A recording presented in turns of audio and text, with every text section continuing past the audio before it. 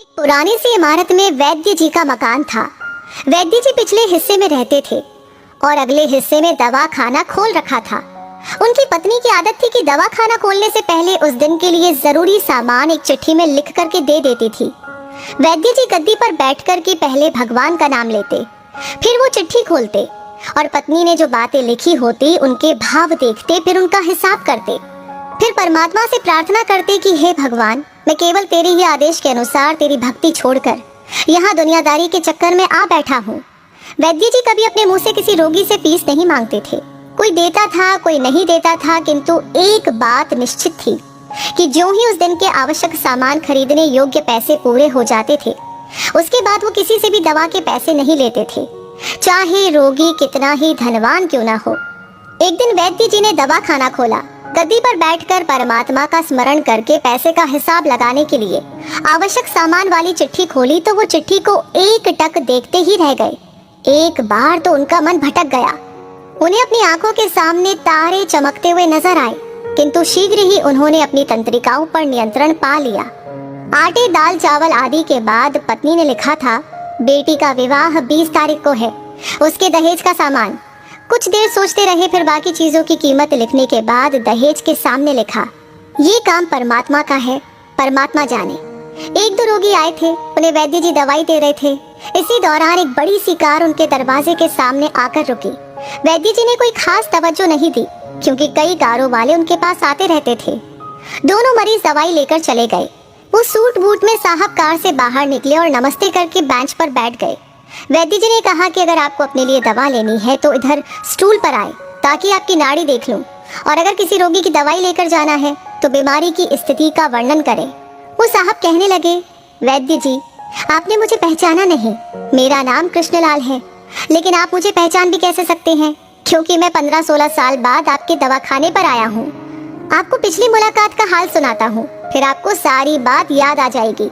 जब मैं पहली बार यहाँ आया था तो मैं खुद नहीं आया था, अभी तो ईश्वर मुझे आपके पास लेकर आए थे, क्योंकि ईश्वर ने मुझ पर कृपा की थी और वो मेरा घर आबाद करना चाहते थे। हुआ इस तरह था कि मैं कार से अपने पैतृक घर जा रहा था। बिल्कुल आपके दवाखाने के सामने हमारी कार पंक्चर हो गई। ड्राइवर कार का पहिया उतारकर पंक्चर लगवाने चला गया। आपने देखा कि गर्मी में मैं कार के पास खड़ा था, तो आप मेरे पास आए और दवाखाने की ओर इशारा किया और कहा कि इधर आकर कुर्सी पर बैठ जाए। फिर मैं कुर्सी पर आकर बैठ गया। ड्राइवर ने कुछ ज्यादा ही देर लगा दी थी। एक छोटी सी बच्ची भी यहाँ पर आपकी मेज के पास खड़ी थी और बार बार कह रही थी, चलो ना बाबा, मुझे भूख लगी है। आप उससे कह रहे थे कि बेटी थोड़ा धीरज धरो, चलते हैं।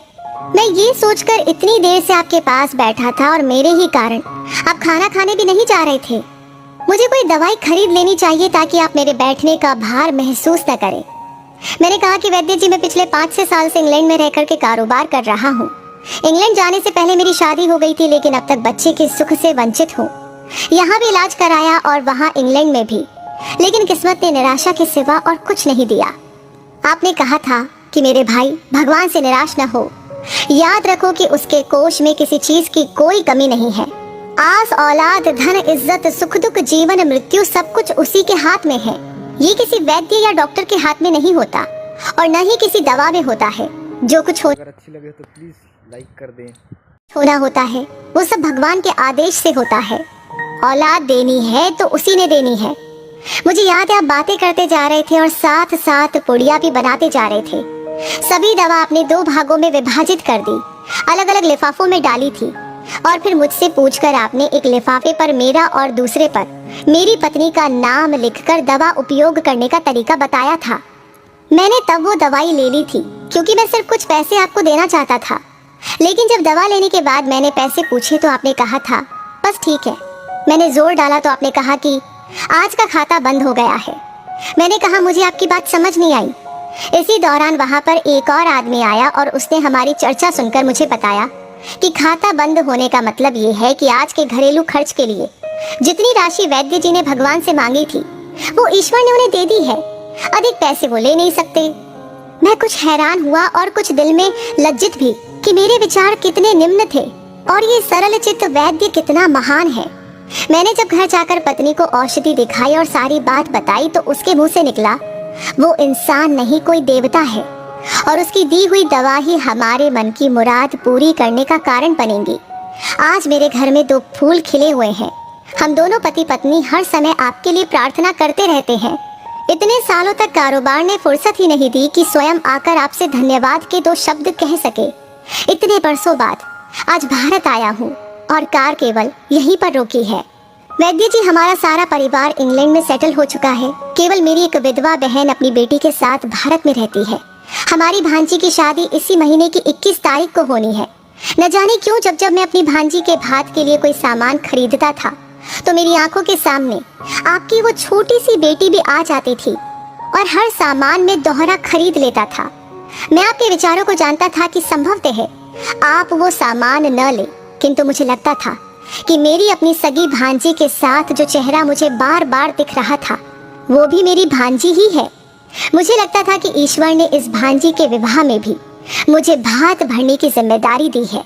वैद्य जी की आंखें आश्चर्य से खुली की खुली रह गई और बहुत ही धीमी आवाज में बोले, कृष्णलाल जी, आप जो कुछ भी कह रहे हैं मुझे समझ में नहीं आ रहा कि ईश्वर की ये क्या माया है। आप मेरी श्रीमती के हाथ की लिखी हुई ये चिट्ठी देखिए। और वैद्य जी ने चिट्ठी खोलकर कृष्णलाल जी को पकड़ा दी।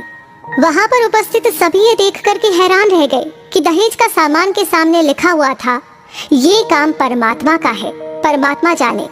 कांपती सी आवाज में वैद्य जी बोले, कृष्णलाल जी, विश्वास कीजिए कि आज तक कभी ऐसा नहीं हुआ कि पत्नी ने चिट्ठी पर आवश्यकता लिखी हो और भगवान ने उस दिन उसकी व्यवस्था न कर दी हो।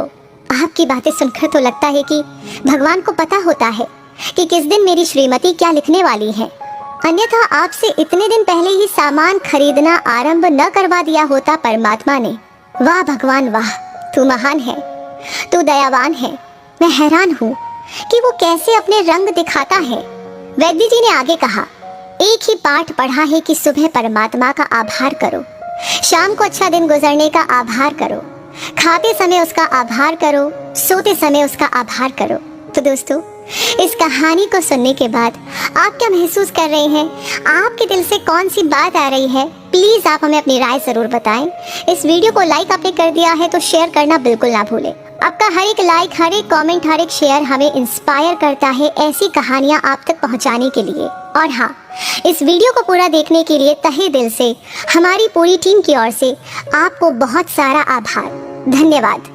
तो मच गाइस, इस वीडियो को पूरा देखने के लिए अगर वीडियो अच्छी लगी हो तो please like, comment and share ज़रूर करिएगा और अपने दोस्तों को भी शेयर करिएगा।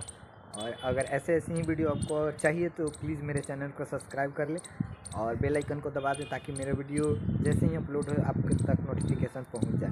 So thank you.